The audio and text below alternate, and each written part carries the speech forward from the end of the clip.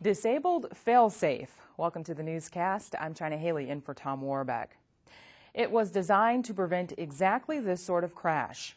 That's what one source is saying about a key safety system Uber removed from its fleet of self-driving test vehicles months before a crash that killed a woman in Arizona last year.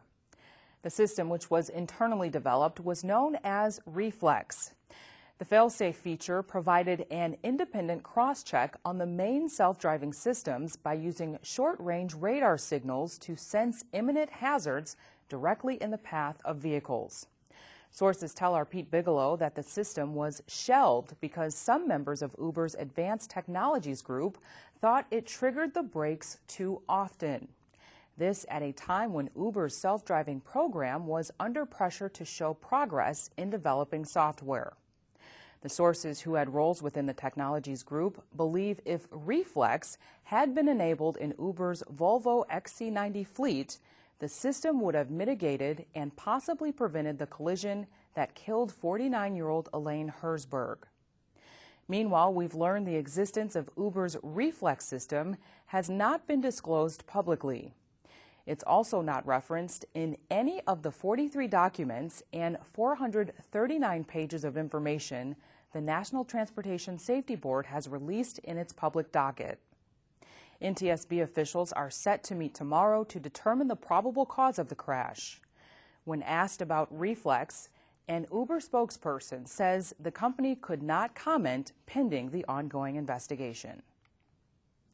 Volkswagen's new ID3 electric vehicle will be 40% cheaper to build than the electric version of its Golf.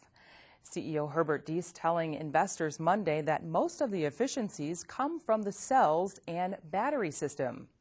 The battery in the new ID3 can be used to add structural rigidity to the body of the vehicle.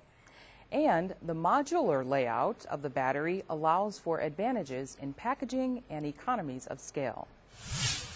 Staying with EVs, Ford CEO Jim Hackett telling Bloomberg that the automaker will make a profit on every Mustang Mach-E electric crossover it sells. Automakers have struggled to earn money on EVs, but are throwing billions of dollars into developing them. Ford unwrapped the Mach electric CUV Sunday in California.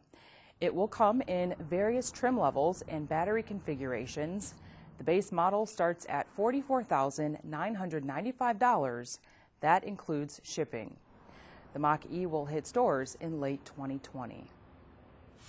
Hello, folks. What floor? Oh, we're car shopping. You're going down. We might not know if the New England Patriots will be back in the Super Bowl, but Hyundai will be there.